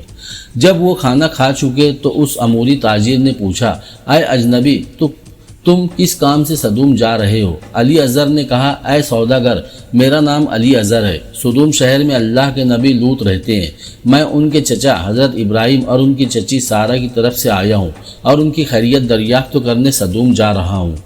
اموری تاجر نے کہا، صدوم اور اس میں بسنے والی قوم کے دوسرے شہر بہت ہی بری جگہ ہے، ان کے اندر نیک لوگ صرف لوط اور ان پر چند ایمان لانے والے ہیں، ورنہ وہ ساری قوم انتہائی گھنونے افعال کی مرتکب ہو رہی ہے۔ میرا مشورہ ہے تم صدوم شہر نہ جاؤ تو بہتر ہے، کیونکہ جو بھی اس قوم کی سرزمین میں داخل ہوتا ہے نقصان ہی اٹھاتا ہے۔ شاید تمہیں میری باتوں پر یقین نہ آئے، لیکن میں تمہیں اس قوم کے چند ایسے واقعات سناتا ہوں جو اس قوم کی طرف سے مختلف لوگوں کے ساتھ پیش آئے ہیں، جن سے تم اس قوم کی اصلیت اور حقیقت جان جاؤ گے۔ ایک مرتبہ قوم اعلام کا ایک مسافر ان کے علاقے سے گزرا، رات ہو گئی تو اسے مجبوراً صدوم شہر میں ٹھہرنا پڑا۔ اس کا زاد راہ بھی اس کے ساتھ تھا۔ صدوم میں اس نے بہت سے لوگوں کی منت کی کہ وہ اسے اپنے ہاں رات بسر کر لینے دے، لیکن کوئی نہ مانا۔ ناچار وہ ایک درختوں کے نیچے رات بسر کرنے کو بیٹھ گیا۔ تھوڑی دیر بعد ایک صدومی وہاں آیا اور اصرار کر کے اسے اپنے ساتھ اپنے گھر لے گیا۔ رات اسے اپنے ہاں رکھا اور صبح ہونے سے پہلے پہلے اس مسافر کا گدھا، زین اور سارا تجارت کا سامان اڑا لیا۔ اس نے شہر والوں سے فریاد کی، لیکن کسی نے اس کی بات نہ سنی، بلکہ اس کے پاس جو تھوڑا بہت سامان بچا تھا وہ بھی چھین لیا۔ پھر ان ظالموں نے اسے دھکے مار کر شہر سے نکال دیا۔ ایک اور واقعہ ان کی بدتمیزی کا یہ ہے کہ ایک مرتبہ ایک غریب آدمی ان کے شہر میں داخل ہوا، کسی نے بھی اسے کھانے کو کچھ نہ دیا۔ وہ فاقے سے بے حال ہو کر ایک جگہ گر پڑا۔ لوط کی بیٹی نے اسے دیکھ لیا اور اسے اپنے گھر سے کھانا پہنچایا۔ لوگوں نے دیکھ لیا کہ لوط کی بیٹی نے اسے کھانا دیا ہے، لہٰذا وہ طیش میں آ گئے۔ وہ اکٹھے ہو کر لوط کے گھر آئے اور انہیں اور ان کی بیٹی کو خوب دھمکیاں دی کہ ایسی حرکتیں کر کے تم لوگ ہمارے شہر میں نہیں رہ سکتے۔ کوئی تاجر اگر ان کے شہر اور بستیوں میں اپنے سامان کے ساتھ داخل ہوتا ہے تو اس کے مال کو دیکھنے کے بہانے ہر شخص تھوڑی تھوڑی چیز اٹھاتا ہے اور اپنے گھر لے جاتا ہے، جب کہ وہ سوداگر بیچارہ حیران و پریشان رہ جاتا ہے اور شکوہ کرنے اور رونے دھونے کے سوا اس کے پاس کچھ نہیں رہ جاتا۔ سن رکھو، قوم لوط اعلانیہ ہم جنس و پرستی اور دوسرے بدکاری کے کام کر کے فخر و محسوس کرتی ہے۔ ایک لوط کی زبان کے سوا کوئی اس بدکماش قوم کو روکنے ٹوکنے اور سمجھانے والا نہیں ہے۔ جس راہ پر تم جا رہے ہو یہ راستہ سیدھا صدوم شہر کو جاتا ہے۔ ہم تاجر لوگ اس شہر سے پہلو بچا کر نکل جاتے ہیں۔ میں تمہیں بھی مشورہ دوں گا کہ احتیاط کے ساتھ اس شہر میں داخل ہونا، یہ قوم عذاب کی مستحق ہو چکی ہے۔ علی اذر ان لوگوں کا شکریہ ادا کرتے ہوئے اٹھ کھڑا ہوا اور پھر اپنے گھوڑے پر سوار ہو کر کوچ کر گیا۔ صدوم شہر میں داخل ہو کر علی اذر لوط کے گھر کی طرف جا رہا تھا کہ صدوم شہر کا ایک آدمی اس کے قریب آیا اور ایک پتھر اٹھا کر اس کے سر پر دے مارا، جس سے علی اذر کا سر پھٹ گیا اور خون سے اس کا سر بھیگ گیا۔ وہ صدومی علی اذر کے پاس آیا اور انتہائی ڈٹائی کا مظاہرہ کرتے ہوئے اس نے کہا، اے اجنبی، دیکھ میں نے پتھر مار کر تیرا سر تیرے خون سے سرخ کر دیا ہے، لہٰذا تو مجھے اس کا محنتانہ ادا کر۔ علی اذر اپنے گھوڑے سے اترا اور اس نے صدومی سے کہا، اے احمق انسان، ایک تو نے پتھر مار کر مجھے زخمی کر دیا ہے اور اس پر مزید حماقت اور ظلم یہ کہ تو مجھے ہی زخمی کرنے کا معاوضہ طلب کر رہا ہے۔ اب ارد و گرد سے بہت سے لوگ بھی جمع ہو گئے۔ اس صدومی نے بڑی سنجیدگی سے علی اذر کو جواب دیا، اے اجنبی، تجھے پتھر مار کر زخمی کرنے میں اور تمہارے سر کو لہو سے سرخ کرنے میں کیا میری توانائی صرف نہیں ہوئی؟ لہٰذا میں تم سے اپنی صرف شدہ توانائی کا معاوضہ طلب کرنے میں حق بجانب ہوں۔ علی اذر نے جب معاوضہ دینے سے انکار کیا تو وہ لوگ اسے پکڑ کر قاضی کے پاس لے گئے اور ساری تفصیل اس سے بیان کی۔ قاضی نے اپنا فیصلہ سناتے ہوئے علی اذر سے کہا، اے اجنبی، چونکہ تمہارا سر رنگین کرنے میں اس صدومی کو محنت کرنا پڑی ہے، لہٰذا یہ حق رکھتا ہے کہ تجھ سے اس کا معاوضہ طلب کرے، اور یہی انصاف کی بات ہے۔ لہٰذا جس قدر تم سے وہ رقم طلب کرتا ہے وہ اسے ادا کرو اور اپنی راہ لو۔ صدوم شہر کے قاضی کا فیصلہ سن کر علی اذر بیچارہ سٹپٹا کر رہ گیا، تاہم اس کے ذہن میں فوراً ہی ایک ترکیب آئی۔ اس نے زمین سے ایک پتھر اٹھایا اور قاضی کے سر میں دے مارا۔ قاضی کا سر پھٹ گیا اور خون بہہ نکلا۔ پھر اس قاضی کو مخاطب کرتے ہوئے علی اذر نے کہا، اے صدومیوں کے بے انصاف قاضی، تجھے زخمی کرنے میں چونکہ میری محنت صرف ہوئی ہے، لہٰذا میں تجھ سے محنتانہ طلب کرنے کا حق رکھتا ہوں۔ پر تو ایسا کرنا کہ جو محنتانہ تو نے مجھے ادا کرنا ہے وہ اس صدومی کو ادا کر دینا جس نے مجھے زخمی کیا ہے، اس طرح حساب صاف ہو جائے گا۔ اس کے ساتھ ہی علی اذر اپنے گھوڑے پر سوار ہو کر وہاں سے بھاگ نکلا۔ حضرت ابراہیم علیہ السلام ایک روز اپنے ریوڑ کے ساتھ جنگل میں خیمہ زن تھے کہ 3 انتہائی خوبصورت اور پرکشش قسم کے نوعمر نوجوان آپ کے پاس آئے۔ آپ بہت متواضع اور مہمان نواز تھے۔ ان تینوں کو دیکھ کر آپ بہت خوشی کا اظہار کیا اور ان کی خاطر تواضع کے لیے ایک بچڑا ذبح کیا اور اس کا گوشت بھون کر ان کو پیش کیا، لیکن ان تینوں نے جب ہاتھ آگے نہ بڑھائے اور کھانا کھانے سے انکار کر دیا تو آپ کو خیال ہوا کہ کہیں وہ تینوں جوان کسی دشمنی کے ارادے سے تو نہیں آئے، کیونکہ عربوں میں جب کوئی کسی کی ضیافت قبول کرنے سے انکار کرتا تو یہ سمجھا جاتا کہ وہ مہمان کی حیثیت سے نہیں، قتل و غارت کی نیت سے آیا ہے۔ معاملے کی یہ نوعیت دیکھ کر حضرت ابراہیم علیہ السلام کے اہل خانہ بھی باہر آ گئے اور ہر کوئی اپنی جگہ فکر مند اور پریشان تھا۔ ان تینوں جوانوں نے یہ سب دیکھ کر کہا، آپ لوگ فکر مند نہ ہو، ہم تینوں انسانی صورت میں فرشتے ہیں اور قوم لوط پر عذاب طاری کرنے کے لیے بھیجے گئے ہیں، لیکن قوم لوط کی طرف جانے سے قبل ہم تینوں آپ کی طرف آئے تاکہ آپ کے اہل خانہ کو اللہ کی طرف سے ایک خوشخبری دے دے۔ پھر انہوں نے حضرت سارہ کو مخاطب کر کے انہیں ان کے بیٹے اسحاق اور ساتھ ہی اسحاق کے بیٹے یعقوب کی بھی خوشخبری دی۔ ان فرشتوں سے یہ خوشخبری سن کر حضرت سارہ نے تعجب اور خوشی کے ملے جلے جذبات سے کہا، یہ کیسی عجیب بات ہے کہ میرے ہاں اس وقت لڑکا ہوگا جب میں 90 برس کی ہو چکی ہوں اور میرے میاں یعنی ابراہیم 100 برس کے ہو چکے ہیں۔ اس پر ان فرشتوں نے کہا، کیا آپ اللہ کی قدرت پر تعجب کرتی ہے؟ اے ابراہیم کی اہل خانہ، تم لوگوں پر اللہ کی رحمتیں اور برکتیں اور ہمارا رب بڑی صفات اور بزرگی والا ہے۔ فرشتوں کی باتیں سن کر حضرت سارہ خاموش ہو گئی۔ فرشتوں نے کچھ دیر وہاں رک کر حضرت ابراہیم علیہ السلام سے قوم لوط سے متعلق گفتگو کی۔ اس کے بعد انہوں نے وہاں سے کوچ کیا اور قوم لوط کی طرف روانہ ہو گئے۔ جب انسانی صورت میں یہ تینوں فرشتے صدوم شہر کے قریب پہنچے تو انہوں نے دیکھا وہاں ایک کنویں سے ایک لڑکی پانی کھینچ رہی ہے۔ وہ تینوں اس کے پاس آئے اور اسے مخاطب کر کے انہوں نے اپنے مسافر ہونے کے ناطے رات بسر کرنے کی گزارش کی۔ وہ لڑکی حضرت لوط کی بیٹی تھی۔ وہ اپنی قوم کے افعال بد سے واقف تھی۔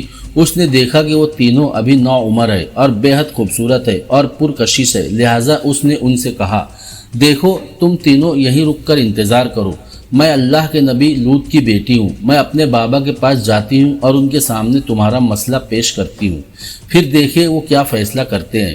حضرت لوط کی بیٹی اپنا پانی سے بھرا ہوا برتن اٹھا کر وہاں سے چلی گئی۔ اپنے گھر آ کر اس نے حضرت لوط سے کہا، اے بابا، میں کنویں سے پانی بھر رہی تھی کہ وہاں 3 نوعمر جوان آئے۔ وہ تینوں خود کو مسافر بتاتے ہیں اور یہاں رات بسر کرنے کی گزارش کرتے ہیں۔ میں انہیں کہہ آئی ہوں کہ یہاں رک کر انتظار کرے، میں ان کا معاملہ اپنے بابا کے سامنے پیش کرتی ہوں، پر اے بابا وہ تینوں جوان ابھی نوعمر ہے اور اس پر متضاد یہ کہ بہت خوبصورت پرکشش بھی ہے، اور پھر اے میرے بابا آپ اپنی قوم کی حرکتوں سے خوب آگاہ ہے۔ لوط کچھ دیر تک سوچتے رہے، پھر انہوں نے کہا، اے میری بیٹی، اگر کسی اور نے ان لڑکوں کو دیکھ لیا تو میں ڈرتا ہوں کہ اس بدبخت و قوم کے لوگ انہیں پکڑ کر شہر میں لے جائیں گے اور پھر ان کی بے عزتی اور بے حرمتی کریں گے۔ دیکھو بیٹی، میں ان تینوں لڑکوں کی طرف جاتا ہوں اور انہیں کسی محفوظ راستے سے اپنے گھر لے کر آتا ہوں تاکہ کسی کو کانوں کان خبر نہ ہو اور ان کا صحیح طور پر خیر مقدم بھی ہو جائے۔ اس موقع پر لوط کے داماد اور ان کے دونوں بیٹے مواب اور بن عمی بھی وہاں آ گئے۔ انہوں نے بھی لوط کی تجویز سے اتفاق کیا، لہٰذا لوط گئے اور ان تینوں کو اپنے گھر لے آئے، لیکن اہل صدوم کو ان لڑکوں کے لوط کے گھر آنے کی خبر ہو گئی، لہٰذا صدوم کے سرداروں نے اپنے کچھ آدمی لوط کے گھر روانہ کیے تاکہ ان سے مطالبہ کرے کہ وہ تینوں خوبصورت لڑکے ان کے حوالے کر دیے جائیں۔ یہ حرام کار لوگ لوط کے مقام پر چڑھ دوڑے اور ان سے مطالبہ کرنے لگے کہ لڑکوں کو ان کے حوالے کر دیا جائے۔ لوط نے انہیں سمجھایا کہ میری قوم کی وہ بیٹیاں جو تمہارے نکاحوں میں ہے ان کی طرف جاؤ اور اپنے آپ کو بے حیائی میں ملوث نہ کرو، لیکن وہ نہ مانے اور ان کے مکان کے باہر شور مچانے لگے۔ آپ اپنے مکان کا دروازہ بند کر کے گلی میں ان سے گفتگو کر رہے تھے۔ جب انہوں نے لوط کی کوئی بات نہ مانی اور سختی پر اتر آئے تو آپ نے انتہائی بے بسی کے عالم میں اپنی قوم کے لوگوں کو مخاطب کر کے کہا، کیا تم میں کوئی بھی سلیم فطرت انسان اور رجل رشید نہیں ہے کاش مجھے تمہارے مقابلے کی طاقت ہوتی یا میرا کوئی اور سہارا ہوتا جس سے میں تمہارے خلاف حمایت حاصل کر سکتا۔ ان تینوں لڑکوں نے لوط کی یہ ساری بے بسی کی گفتگو سن لی، کیونکہ وہ دروازے کے پاس ہی اندر کھڑے تھے۔ پھر ان لڑکوں نے، جو اصل میں فرشتے تھے، دروازہ کھول کر لوط کو اندر کھینچ لیا اور باہر شور کرنے والے لوگوں کو اندھا کر دیا کہ وہ لوط کے گھر کا دروازہ ہی تلاش نہ کر سکے۔ پھر ان فرشتوں نے لوط کو مخاطب کر کے کہا، آپ ہماری ظاہری صورتوں کو دیکھ کر فکر مند نہ ہو کہ ہماری خوبصورتی کی وجہ سے یہ حرام کار قوم آپ سے ہمارا مطالبہ کرتی ہے۔ اصل میں ہم اللہ کے بھیجے ہوئے فرشتے ہیں اور ہم ملائکہ عذاب ہے۔ خداوند نے اس قوم کو سنبھلنے کے لیے جو مدت دی تھی وہ ختم ہوئی، اور اب خدا کے قانون جزا کا فیصلہ ان کے حق میں اٹل ہے۔ وہ اب ان پر سے ٹلنے والا نہیں ہے۔ تاہم آپ اور آپ کے خاندان والے اس عذاب سے محفوظ رہیں گے، لیکن آپ کی بیوی ان بچنے والوں میں شامل نہ ہوگی، کیونکہ وہ ان بدکاروں کی حمایت کرنے والی ہے، لہٰذا وہ انہی بے حیاؤں کی رفاقت میں رہے گی اور عذاب کا مزہ چکھے گی۔ آپ ایسا کریں کہ رات کے وقت تو اپنے اہل خانہ کو لے کر یہاں سے نکل جائے، تاکہ آپ لوگ محفوظ ہو جائے کہ آج کی رات اس قوم کو عذاب میں مبتلا کر دیا جائے گا۔ یاد رکھیے ان پر ایسا عذاب طاری ہوگا کہ آنے والی نسلوں کے لیے عبرت خیزی کا کام دیں گی۔ جب رات ہوئی تو لوط اپنے اہل خانہ کو لے کر صدوم شہر سے نکل گئے۔ پس ان کے صدوم سے نکل جانے کے بعد وہ ملائکہ عذاب حرکت میں آئے۔ اس رات ابتدا میں اس قوم کے شہروں اور بستیوں میں ایک ہیبت ناک چنگاڑ سنائی دی۔ اس چنگاڑ نے ان سب کو تہ و بالا کر کے رکھ دیا۔ پھر ان کی آبادیوں کو اوپر اٹھا کر الٹا دیا گیا اور ان کے مکمل خاتمے کے لیے ان پر پتھروں کی بارش کی گئی۔ یہ پتھروں کا برساؤ ایسا ہی تھا جیسے آتش فشاں کے پھٹنے سے پتھر اور لاوا برستا ہے۔ اس طرح قوم لوط کو صفحہ ہستی سے مٹا دیا گیا۔ صدوم شہر سے نکل کر لوط علیہ السلام اپنے اہل خانہ کے ساتھ چھوٹے سے ایک شہر کے، جس کا نام زغر تھا، کا رخ کیا۔ جس وقت تو آپ اس شہر میں داخل ہوئے دھوپ نکل چکی تھی اور عذاب کے فرشتوں نے ان کی قوم پر گندھک اور آگ برسا کر ان کا خاتمہ کر دیا تھا، اور ان تباہ ہونے والوں میں آپ کی بیوی بھی شامل تھی۔ خداوند قدوس نے حضرت ابراہیم علیہ السلام کو وحی کے ذریعے اس عذاب کی خبر دی، لہٰذا عذاب کے اگلے روز آپ اس جگہ پہنچے جہاں قوم لوط پر عذاب نازل ہوا تھا۔ آپ نے قوم لوط کے بڑے شہروں سدوم اور عمورہ کی اترائی کو غور سے دیکھا اور پریشان ہو گئے، کیونکہ ان شہروں کی زمین سے ابھی تک دھواں اٹھ رہا تھا جیسے بھٹی کا دھواں ہو۔ اس عذاب کے واقعے سے کچھ عرصے بعد ہی حضرت لوط زغر شہر میں انتقال کر گئے۔ حضرت لوط کی قوم کی تباہی کے بعد حضرت ابراہیم علیہ السلام ارض حجاز میں اپنی بیوی حضرت ہاجرہ اور بیٹے اسماعیل کے پاس ٹھہرے ہوئے تھے کہ انہوں نے ایک خواب میں دیکھا کہ انہوں نے اپنی محبوب ترین چیز خدا کے نام پر قربان کرنے کا حکم دیا جا رہا ہے۔ یہ حکم 3 رات تک مسلسل خواب میں ہوتا رہا۔ پہلی بار اشارہ 8 ذی الحجہ کی رات کو ہوا۔ صبح جب آپ اٹھے تو متردد تھے کہ یہ حکم من جانب اللہ ہے یا شیطانی وسوسہ ہے۔ اسی نسبت سے اس دن کا نام یوم الترویہ پڑھا۔ دوسری رات خواب میں پھر وہی حکم آپ کو دیا گیا۔ تب آپ جان گئے کہ یہ کوئی شیطانی وسوسہ نہیں بلکہ حکم ربی ہے۔ اسی وجہ سے اس دن کا نام یوم عرفہ مشہور ہو گیا۔ پھر تیسری رات بھی آپ نے ایسا ہی خواب دیکھا تو آپ نے فیصلہ کر لیا کہ چونکہ میرے لیے سب سے محبوب متاع میرا بیٹا اسماعیل ہے، لہٰذا میں اپنے بیٹے کو اللہ کی راہ میں قربان کر دوں گا، اور قربانی کی نسبت سے اس تیسرے دن کا نام یوم النحر قربانی کا دن معروف ہو گیا۔ دوسرے روز حضرت ابراہیم علیہ السلام اپنے بیٹے حضرت اسماعیل کو علیحدگی میں لے گئے اور انہیں مخاطب کر کے بولے، اے میرے بیٹے، میں نے خواب میں دیکھا ہے کہ میں تجھے ذبح کر رہا ہوں، تو بتا تیری کیا رائے ہے؟ اسماعیل علیہ السلام نے غور سے اپنے باپ حضرت ابراہیم علیہ السلام کو سنا اور کہا، اے میرے باپ، جس کام کا اللہ کی طرف سے آپ کو حکم ہوا ہے وہ کام آپ کر گزریے، انشاءاللہ آپ مجھے صبر کرنے والوں میں پائیں گے۔ حضرت ابراہیم علیہ السلام نے کہا، اے فرزند عظیم، مجھے حکم دیا گیا ہے کہ میں مینا میں تیری قربانی دوں۔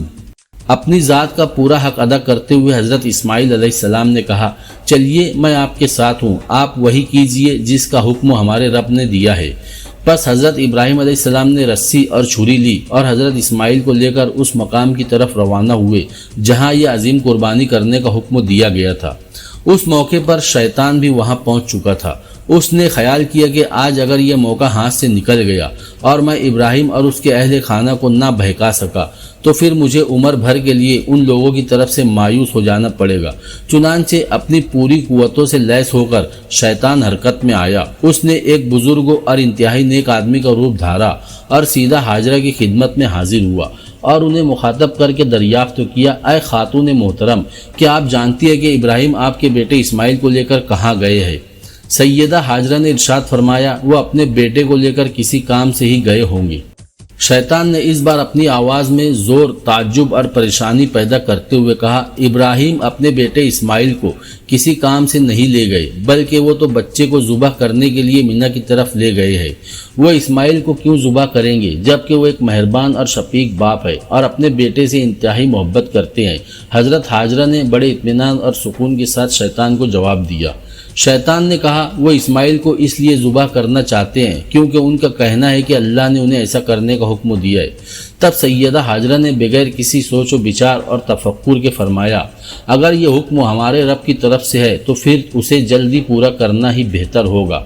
حضرت ہاجرہ کی گفتگو سے مایوس ہو کر شیطان وہاں سے چلا گیا۔ اب اس نے ارادہ کیا کہ وہ ابراہیم اور اسماعیل کو بہکائے گا، لہٰذا وہ حضرت ہاجرہ کے ہاں سے نکل کر اس طرف گیا جہاں ابراہیم اور اسماعیل قربانی کی تکمیل کے لیے جا رہے تھے۔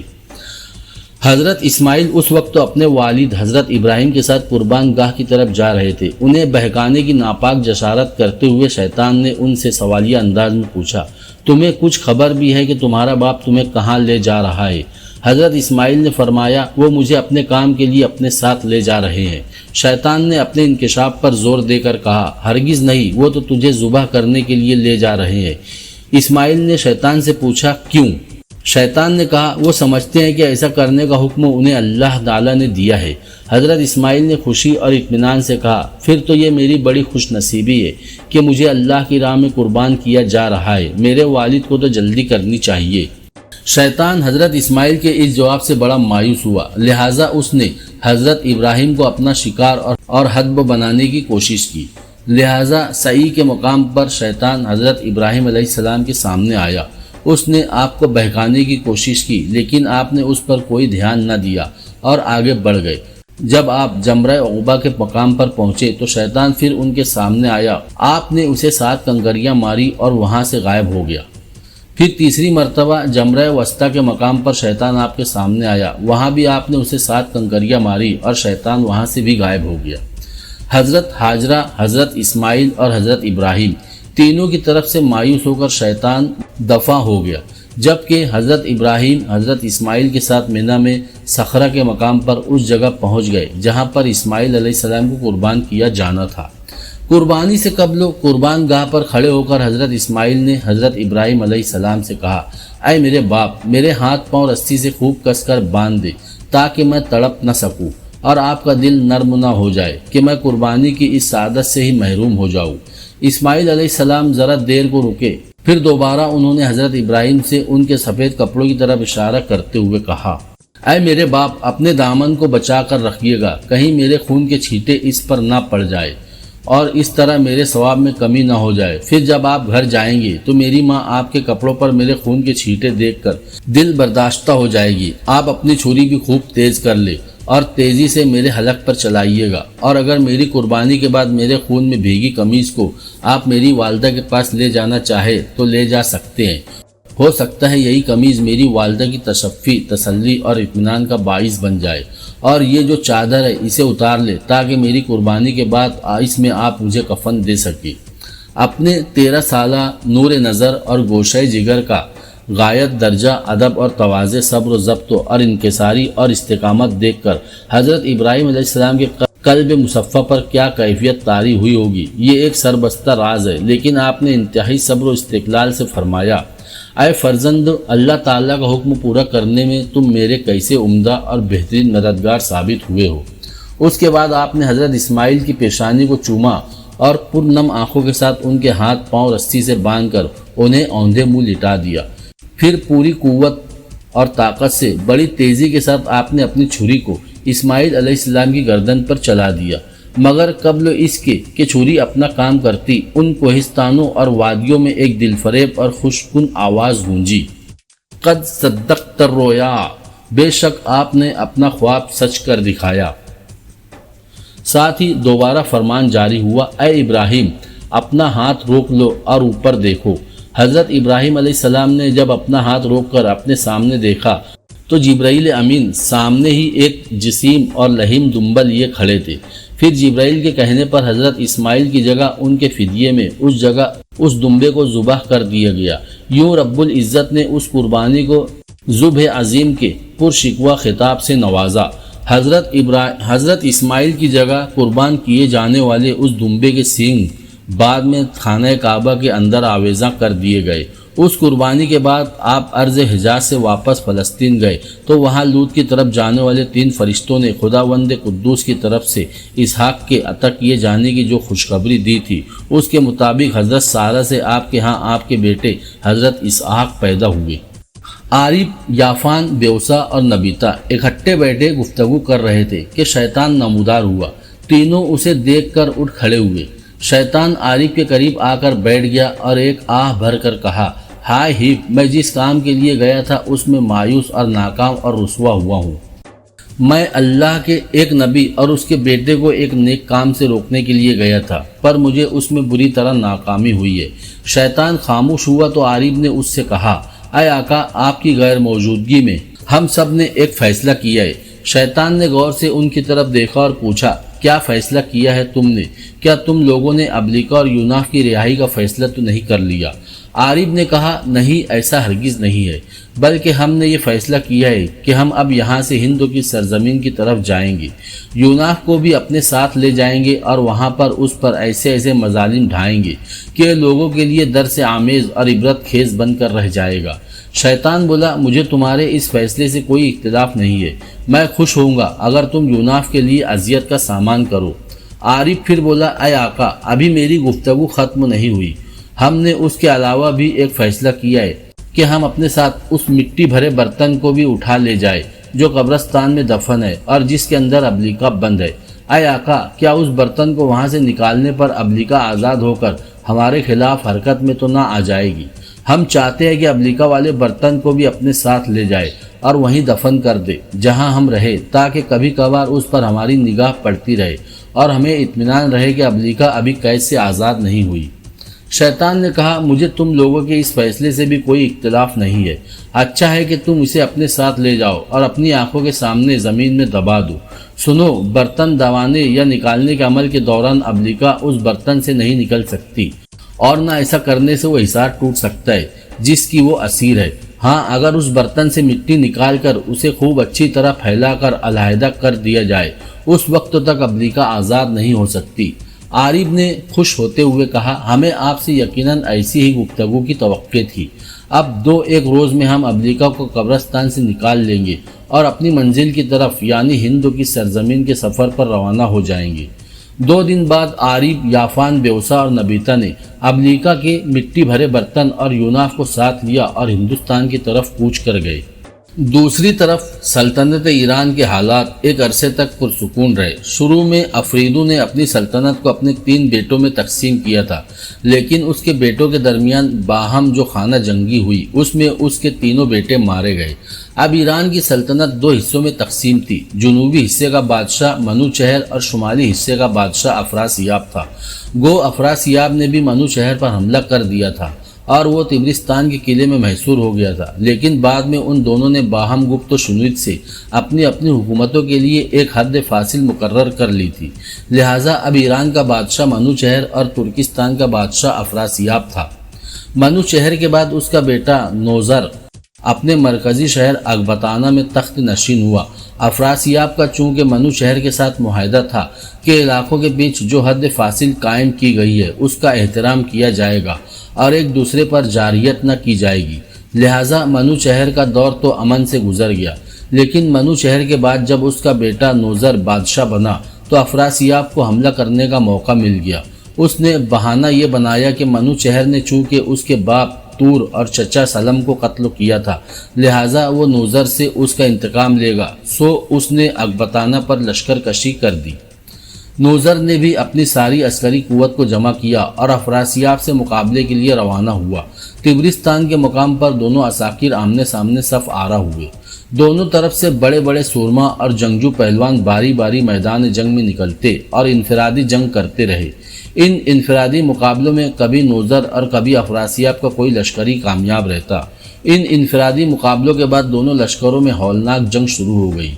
نوذر کا خیال تھا کہ وہ بہت جلد افراسیاب کو پسپا ہونے پر مجبور کر دے گا، لیکن اس کے سامنے اس کا ماضی تھا جس میں اس کے آبا و اجداد اکثر افراسیاب کے باپ اور چچا کو نیچا دکھاتے رہے تھے، لیکن یہاں معاملہ مختلف تھا۔ افراسیاب اپنے باپ اور چچا کی نسبت زیادہ بہادر، جنگجو، معاملہ فہم اور صاحب فراست تھا۔ طبرستان سے باہر کھلے میدان میں دونوں عساکر کافی دیر تک ایک دوسرے کے خلاف برسر پیکار رہے۔ زمین لہو رنگ ہوتی رہی، لشکری کٹ کٹ کر گرتے رہے۔ نوذر نے جو امیدیں افراسیاب کی پسپائی سے متعلق وابستہ کی تھی خاک میں ملنے لگی۔ جوں جوں جنگ طول پکڑتی گئی، نوذر بددل ہوتا چلا گیا۔ دوسری طرف افراسیاب نے اپنی بہترین جنگی مہارت کا ثبوت دیا۔ وہ دائیں اور بائیں سے اپنی صفوں کو خوب پھیلا کر ایک طرف سے نوذر اور اس کے لشکر کا گھیراؤ کرنے لگا، اور جب وہ اپنی صفوں کو اپنے اطراف میں خوب پھیلا چکا تو اس نے اپنے حملوں میں سختی پیدا کر دی، اور اب وہ نوذر پر نہ صرف سامنے کی طرف سے بلکہ دائیں بائیں سے بھی ہولناک ضربیں لگا رہا تھا۔ ایسا لگتا تھا جیسے افراسیاب نے تین اطراف سے نوذر کے لشکر کا قتل عام شروع کر دیا ہے۔ نوذر ان سہ طرفہ حملوں کو زیادہ دیر تک برداشت تو نہ کر سکا۔ اس کے دفاع کی ساری تدبیریں درہم برہم ہو گئی، لہٰذا اس نے اپنے لشکر کو میدان جنگ سے پسپا ہونے کا حکم دے دیا۔ اپنے لشکر کے ساتھ بھاگتے ہوئے نوذر نے اکبتانہ کی بجائے ایران کے انتہائی جنوبی علاقے پارس کا رخ کیا۔ افراسیاب بھی اپنے لشکر کے ساتھ اس کے تعاقب میں تھا۔ اس تعاقب کے دوران پھر افراسیاب نے اپنی بہترین جنگی حکمت عملی کا مظاہرہ کیا۔ اس نے اپنے لشکر کے دو حصے کیے۔ اپنے حصے کے ساتھ وہ نوذر اور اس کے لشکر کے تعاقب میں رہا اور انہیں مار کاٹ کر ان کی تعداد کم کرتا رہا، جبکہ لشکر کا دوسرا حصہ اس نے آگے بڑھا دیا۔ اس حصے نے سامنے آ کر نوذر کے لشکر کی راہ روک دی۔ ایک بار پھر افراسیاب اور نوذر کے درمیان ہولناک جنگ شروع ہو گئی، لیکن چونکہ افراسیاب کے لشکر نے پیچھے اور سامنے دونوں طرف سے ایرانی لشکر کا گھیراؤ کر رکھا تھا اور دونوں طرف سے افراسیاب نے اس پر خوفناک حملے شروع کر رکھے تھے، اس لیے آخرکار نوذر کو شکست ہوئی۔ اس کا لشکر تتر بتر ہو گیا۔ نوذر کو زندہ گرفتار کر لیا گیا۔ جب اسے افراسیاب کے سامنے پیش کیا گیا تو افراسیاب اسے چند ثانیوں تک طنزیہ انداز میں دیکھتا رہا، پھر اس نے نوذر کا سر قلم کر دیا اور اس طرح ایران پر افراسیاب کا مکمل قبضہ ہو گیا۔ افراسیاب چونکہ جانتا تھا کہ اس کے بیٹے یا وہ خود زیادہ دیر تک ایران پر مسلط نہ رہ سکیں گے، لہٰذا اس نے ایران کی بیشتر دولت اور زر و جواہرات ترکستان منتقل کرنا شروع کر دیا۔ یوں ایران کے خزانے خالی ہو گئے۔ پھر وہ ایرانیوں پر طرح طرح کے مظالم ڈھانے لگا۔ اس پر متضاد یہ کہ بارش نہ ہوئی، ایران کے چشموں کا پانی خشک ہو گیا، فصلیں کلی طور پر تباہ ہو گئی اور ایران ایک ہولناک قحط کا شکار ہو گیا۔ ایرانیوں نے ایسی بدترین صورتحال پہلے کبھی نہ دیکھی تھی۔ ضحاک کے دور میں بھی ان پر مظالم ہوئے تھے، لیکن انہیں کھانے کو وافر ملتا تھا، لیکن افراسیاب کے دور میں وہ بھوک ننگ اور ظلم و ستم دونوں کا شکار تھے۔ دوسری طرف افراسیاب کے ہاں شراب چلتی تھی، رباب و چنگ کی صدائیں بلند ہوتی تھی، اس سے ایرانیوں کے دل مجروح ہوتے تھے۔ ایرانی 12 برس تک افراسیاب کے مظالم کا یوں ہی نشانہ بنتے رہے۔ عارف، یافان، بیوسا اور نبیتا افریقہ کی تاریخ سرزمینوں سے نکل کر ہندوستان میں داخل ہوئے۔ وہ بھارت شہر اور اس کے ارد و گرد کے وسیع علاقوں کے بادشاہ سوداس کے علاقوں میں آئے اور دریائے سرسوتی کے کنارے آباد اس شہر میں آئے۔ انہوں نے مٹی سے بھرا ہوا برتن جس کے اندر ابلیکا محصور تھی ساتھ رکھا ہوا تھا۔ اس کے علاوہ یوناب بھی ان کے ساتھ تھا، اس حالت میں کہ وہ لوہے کی زنجیروں میں جکڑا ہوا تھا اور لوہے کے ایک مضبوط پنجرے میں بند تھا۔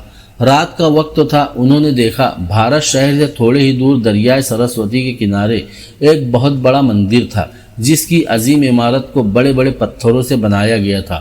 یہ بھارت والوں کی مقدس اور سب سے بڑی دیوی اوشا کا مندر تھا۔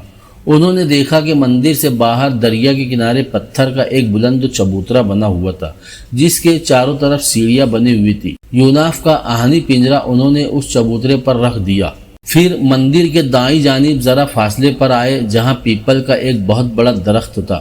اس پیپل کی جڑوں میں گڑھا کھود کر انہوں نے ابلیکا والا برتن وہاں دفن کر دیا۔ پھر وہ چاروں یوناف کے پنجرے والے چبوترے پر آ کر بیٹھ گئے۔ عارب نے ان تینوں کو مخاطب کر کے کہا، دیکھو میرے ساتھیوں، یہ چبوترا جس پر ہم اس وقت بیٹھے ہیں ضرور کسی مقصد کے لیے بنایا گیا ہوگا۔ ہم نے اس پر یوناف کا پنجرا رکھ دیا ہے۔ ہو سکتا ہے جب دن چڑھے تو اس مندر کے پجاری یا اس شہر کا بادشاہ ہم سے باز پرس کرے۔ تو سنو، اگر ایسا معاملہ پیش آیا تو ہم کہیں گے کہ اس پنجرے میں بند یوناف کوئی معمولی جوان نہیں ہے۔ ہم کہیں گے کہ جس آدمی کی کوئی خواہش ہو وہ یہاں آ کر پنجرے میں بند یوناف کو پتھر مارے اور پھر اپنی حاجت ہم چاروں میں سے کسی ایک سے آ کر بیان کرے۔ اس کی حاجت یا ضرورت فوری طور پر پوری ہو جائے گی۔ جب لوگ ہم سے آ کر اپنی حاجت کہیں گے تو ہم اپنی سری قوتوں کو حرکت میں لا کر ان کے کام کرتے رہیں گے۔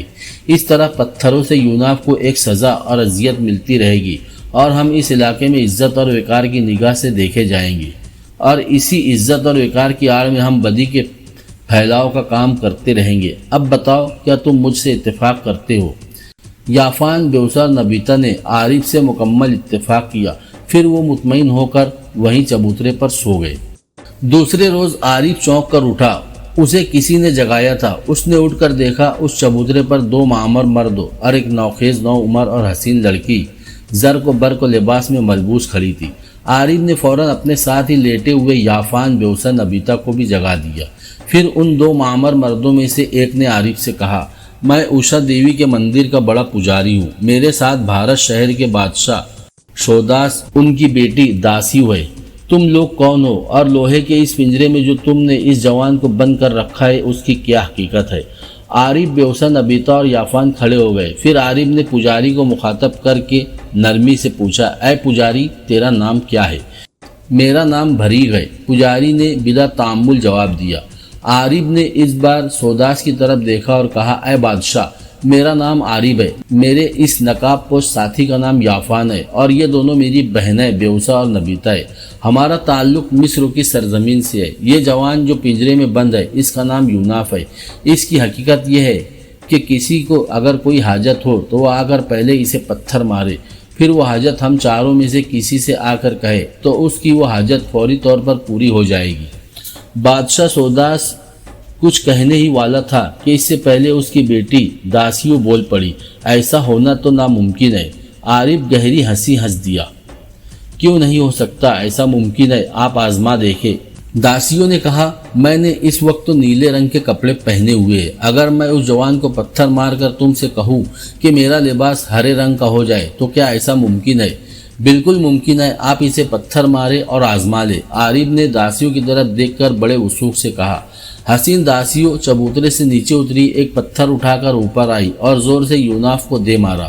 پھر عارف سے کہا، لو، میرے اس نیلے لباس کو ہرا کر دو۔ عارف فوراً اپنی سری قوتوں کو عمل میں لایا اور داسیو کا لباس نیلے سے ہرا ہو گیا۔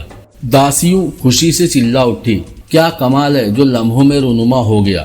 داسیو خاموش ہوئی تو عارف نے سوداس کو مخاطب کر کے کہا، اے بادشاہ، کیا یہ ممکن ہے کہ پنجرے میں بند یہ نوجوان یوناف یہیں رہے اور لوگ اسے پتھر مار کر اپنی حاجات پوری کرتے رہے، اور میں اپنے دوستوں یافان اور اپنی دونوں بہنوں بیوسا اور نبیتا کے ساتھ اس مندر میں رہائش کر لوں؟ سوداس نے مسکراتے ہوئے کہا، تم نے ایسا کام کر دکھایا ہے کہ ہم تمہاری ہر بات مانیں گے۔ اس یوناف کا پنجرا اسی چبوترے پر رہے گا، بلکہ ہم اس پر سنگ مرمر کا ایک خوبصورت کمرہ تعمیر کرا دیں گے تاکہ یہ گرمی سردی سے محفوظ رہے۔ مندر کی سب سے خوبصورت داسی اس کی خدمت پر مامور کی جائے گی۔ وہ اسے وقت پر کھانا کھلائے، اس کے لباس کا خیال رکھے اور اس کی ہر ضرورت اور مانگ پوری کرے، اور تم چاروں کے لیے اس مندر میں بہترین اور عمدہ رہائش و خوراک کا بندوبست کیا جائے گا، مگر تم اس کی یہ زنجیریں کھول دو۔ یہ پنجرا کافی بڑا ہے اور مضبوط بھی، یہ اس میں سے بھاگ نہیں سکتا، اٹھنے بیٹھنے کے علاوہ یہ اس میں آرام سے سو بھی سکتا ہے۔ عارف نے آگے بڑھ کر یوناف کی زنجیریں کھول دی، پھر ان زنجیروں کو کھینچ کر پنجرے سے باہر رکھ دیا۔ جب وہ دوبارہ اپنی جگہ پر آیا تو سوداس اپنے بڑے پجاری بھریغ کو مخاطب کر کے بولا، بھریغ، چمڑے کی ایک موٹی تہوں کی صدری بناؤ جو یوناف کو پہنا دو تاکہ جو پتھر اسے مارے جائے اسے زخم نہ آئے۔ دوسرے عام لوگ میں یہ اعلان کرا دو کہ پتھر اسے زور سے نہ مارے اور نہ ہی اس کے چہرے یا جسم کے دیگر نازک حصوں پر، ایسا نہ ہو کہ یہ مر جائے اور لوگوں کی ضرورت پوری ہونے کے سلسلہ ختم ہو جائے۔ سوداس کے خاموش ہونے پر عارف بولا، میں تو چاہتا ہوں کہ لوگ اسے خوب پتھر مارے اور یہ لہو لہان ہو، اس میں ہماری خوشی ہے، جبکہ آپ پتھروں سے اس کی حفاظت کا انتظام کر رہے ہیں کہ یہ کہیں زخمی نہ ہو جائے۔ سوداس نے فیصلہ کن لہجے میں کہا، یہ جوان جیسا بھی ہے اسے زخمی نہیں ہونا چاہیے، یہ اپنے چہرے سے نہایت مہربان اور شفیق لگتا ہے۔ چلو تم لوگ آؤ میرے ساتھ، میں مندر کے اندر تم لوگوں کی رہائش اور خوراک کا عمدہ بندوبست تو کرا دوں۔ وہ سب چبوترے سے اترنے ہی والے تھے کہ اچانک واسیوں نے عارف کو مخاطب کر کے پوچھ لیا، یہ تمہارا جو ساتھی ہے جس کا نام تم نے یافان بتایا ہے، اس کا کیا راز ہے کہ اس نے اپنا سارا چہرہ اور بدن ڈھانپ رکھا ہے اور اپنے ہاتھ تک یہ ننگے نہیں ہونے دیتا؟ پھر اس کے پیچھے بادلوں کے مانند نیلی دھند کا کیا راز ہے؟ داسیوں کی اس گفتگو پر عارف کچھ پریشان سا ہو گیا، پھر جلد ہی سنبھل گیا اور بولا، آپ یافان اور اس کی نیلی دھند کی حقیقت میں نہ بھی پڑے تو بہتر ہے۔ پھر اسے سمجھانے کے انداز میں اس نے مزید کہا، میرا یہ ساتھی یافان بہت بڑی قوت کا مالک ہے، یہ جو نیلی دھند ہے یہ کچھ شیطانی قوتیں ہیں جنہیں اس نے مسخر کر رکھا ہے اور یہ اس کے تابع ہے اور اس کے لیے کام کرتی ہے۔ خود یافان ایک قدیم ترین انسان ہے، جسمانی طور پر یہ ختم ہو چکا ہے، لیکن اس نیلی دھند کی قوتوں کی وجہ ہی سے یہ عام انسانوں کی سی زندگی بسر کر رہا ہے۔ سینکڑوں سال پہلے یہ اپنی اصل جسمانی صورت میں تھا کہ مصر میں دریائے نیل کے ایک جزیرے میں رہتا تھا اور اپنے زمانے کا سب سے بڑا جادوگر تھا۔ یوناف جو اب پنجرے میں بند ہے وہی اس کی بربادی کا ذمہ دار ہے، اس نے اس کی یہ حالت بنائی ہے۔ عارف ذرا رکا، پھر مزید کہا، اب ہم چاروں چاہتے ہیں کہ جو حالت یوناف نے یافان کی کر دی ہے وہی اس کی بھی ہو جائے، کہ اسے اس کے اعمال کی سزا ملے۔ میں نے نیلی دھند کا راز آپ سے کہہ دیا، بہتر ہے اسے ڈھکا ہی رہنے دے، نہیں میں اسے ہر صورت میں دیکھوں گی، داسیوں نے فیصلہ کن لہجے میں کہا۔ پھر وہ بولتی ہی چلی گئی، اور ہاں یہ میں کسی وقت بھی تم لوگوں سے جان لوں گی کہ یوناف نے یافان کی یہ حالت کیوں اور کیسے کی۔ تم یافان سے کہو اپنے چہرے سے نقاب ہٹا دے۔ عارف نے غور سے یافان کی طرف دیکھا، جواب میں پہلے یافان کے ہاتھ حرکت میں آئے۔ جب یافان کے ہاتھ ننگے ہوئے تو سوداس، بھریگ اور داسیوں تینوں ہی اس کے ہڈیوں پر مشتمل ہاتھ دیکھ کر دنگ رہ گئے۔ پھر اس کے ہاتھ بلند ہوئے اور اس نے چہرے سے نقاب ہٹا دیا۔ اس کے چہرے کی ہڈیوں پر مشتمل بدحیت منہ اور ناک کے گہرے سوراخ اور آنکھوں کے گڑھوں کے اندر کھولتی بھڑکتی آگ کے شعلے دیکھ کر داسیوں نے ایک ہولناک چینک بلند کی اور گش کھا کر چبوترے میں گر گئی۔ سوداس اور بھریگ بدک کر پیچھے ہٹ گئے۔ یافان نے پہلے کی طرح چہرے پر نقاب ڈال دیا۔ سوداس نے داسیوں کو سنبھالا، بڑی مشکل سے اسے ہوش میں لایا گیا، پھر وہ سب مندر کی طرف چل پڑے۔ تو دوستو سلسلہ ابھی جاری ہے، بنے رہیے کہانی کے ساتھ، اور جاتے جاتے چینل کو سبسکرائب اور ویڈیو کو لائک اور اپنے دوستوں کے ساتھ شیئر کرنا نہ بھولیں۔ دوسری ویڈیو اگلا ایپیسوڈ آنے تک اپنا ڈھیر سارا خیال رکھے، تب تک کے لیے اللہ حافظ۔